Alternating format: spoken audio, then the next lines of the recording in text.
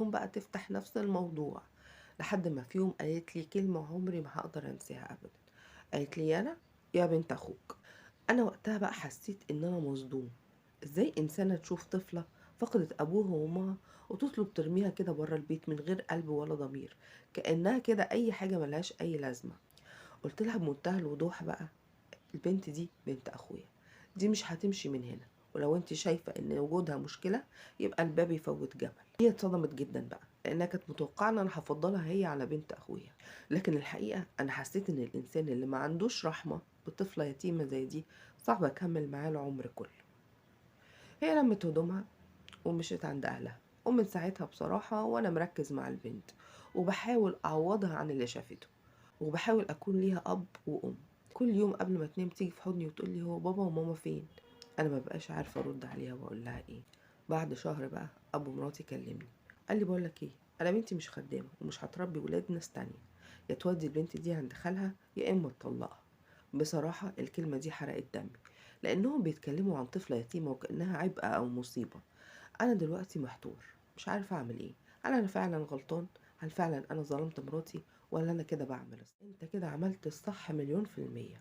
أصل الرجولة مش جواز وفلوس وشغل، لأ، الرجولة موقف وأصل وجدعنة.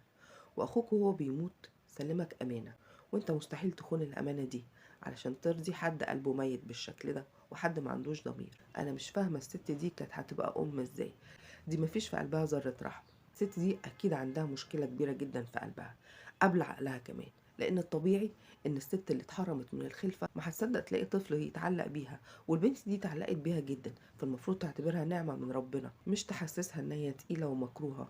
أنا من رأيي لو واحدة طلبت منك إنك تتخلى عن دمك وعن وصية أخوك علشان ترضيها، فدي كده ما تبقاش شريكة حياة، دي واحدة أنانية جدًا بتفكر في نفسها وبس. وفي النهاية بصراحة أنا شايفة إنك ما ظلمتهاش، أنت بس اخترت الصح حتى لو كان مؤلم، لأن البنت دي لو اترمت من بيت لبيت عمرها ما هتحس بالأمان، لكن معاك أنت هتحس إن هي لسه ليها سند في الدنيا. تمسك ببنت أخوك لأنها أمانة وربنا هيحاسبك عليها.